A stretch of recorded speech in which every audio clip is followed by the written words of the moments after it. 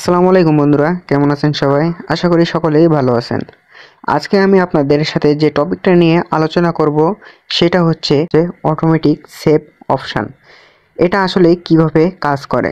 তো সর্বপ্রথম দেখে আসি এই অপশানটি যদি আমরা এনাবেল না করে থাকি অর্থাৎ অ্যাক্টিভ না করে থাকি তাহলে কি সমস্যা হতে পারে এবং যদি অ্যাক্টিভ করি তাহলে কি সুবিধা হতে পারে সেটা নিয়ে আলোচনা করব। সর্বপ্রথম দেখে আসি আমরা এটা অ্যাক্টিভ করে না রাখলে কি পরিমাণ অসুবিধা হতে পারে। আমরা সর্বপ্রথম একটা টেস্ট অ্যাপ্লিকেশন ক্রিয়েট করেছি। এটা নিয়ে আমি এখন আপনাদেরকে দেখাবো। এখন আপনি মনে করেন এখানে বিভিন্ন ধরনের লেয়ারগুলো আপনারা অ্যাড করছেন, তারপর লিনিয়ার, লেআউট, টেক্সট ভিউ অনেক কিছু অ্যাড করতেছেন। আমি কিছু অ্যাড করে দেখাই। প্রথমে আমি একটা টেক্সট ভিউ অ্যাড করলাম, তারপরে একটা এডিট টেক্সট অ্যাড করলাম। এখন আপনি ভুলবশত আপনি কাজ করতে করতে ফোনের ব্যাক বাটন কয়েকবার চাপ দিলেন। এখন আপনি ব্যাকে চাপ দিলে আপনার এটা একটা ডায়লগ শো করবে। একটা হচ্ছে এক্সিট আর একটা হচ্ছে সেভ অ্যান্ড এক্সিট।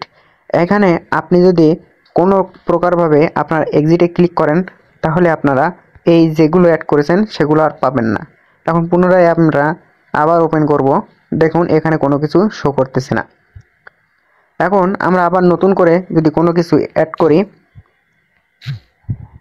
এবং ব্যাগে যাই, এবার এখানে যদি আমরা সেভ অ্যান্ড এক্সিটে ক্লিক করি তাহলে আমরা এগুলো পুনরায় পাবো। আবার যদি ওপেন করি তাহলে এখানে পাবো।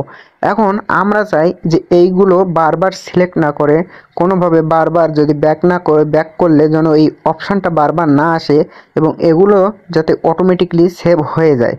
আমরা যা অ্যাড করব অটোমেটিক সেভ হয়ে যাবে।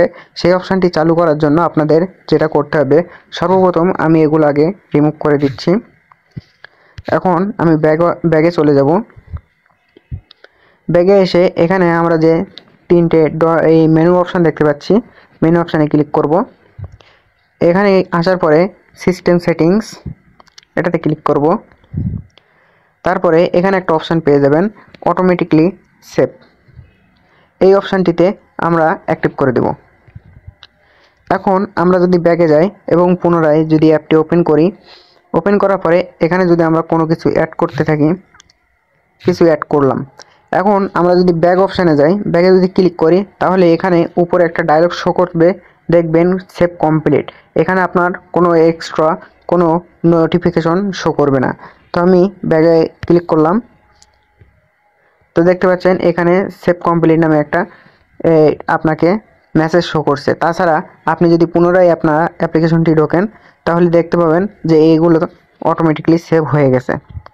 আপনারা এই সুবিধাটা পেতে পারেন এই অটোমেটিকলি সেভ অপশান অ্যাক্টিভ করে। এখন আপনি যদি কোনো কাজ করতে করতে আপনারা কিছু অ্যাড করতে এখন যদি আপনারা কমপ্লিটভাবে অ্যাপটি ক্লোজ করে দেন, এখন যদি আপনি নতুন করে অ্যাপের ভিতরে ঢোকেন তাহলে অনলি মাত্র এখানে রিস্টোর অপশানটি পেয়ে যাবেন। এই রিস্টোর অপশানে ক্লিক করলে আপনারা এখানে যা যা অ্যাড করেছিলেন সবগুলো এখানে কমপ্লিট পেয়ে যাবেন। এই সুবিধাগুলো আপনি পেয়ে যাবেন ওই অটোমেটিকলি সেভ অপশানটি অ্যাক্টিভ করার সুবিধার্থে। এই জন্য অবশ্যই অটোমেটিকলি সেভ যে অপশানটি অবশ্যই এটা অ্যাক্টিভ করে রাখবেন। এটা আমি আপনাদেরকে দেখিয়ে দিয়েছি কোথায় পাবেন। অবশ্যই এখান থেকে মেনু অপশানে গিয়ে তারপরে এখান থেকে সিস্টেম সেটিংয়ে গিয়ে এখান থেকে অটোমেটিকলি সেভ এই অপশানটি সবসময় অ্যাক্টিভ করে রাখবেন। তো আজকে এই পর্যন্ত, দেখা হচ্ছে নতুন কোনো ভিডিওতে। যদি চ্যানেলটি সাবস্ক্রাইব না করে থাকেন অবশ্যই চ্যানেলটি সাবস্ক্রাইব করবেন। ভিডিওটি ভালো লাগলে অবশ্যই লাইক দিবেন, আপনার মতামতটি কমেন্ট বক্সে জানাবেন। তো দেখা হচ্ছে নতুন ভিডিওতে। বাই।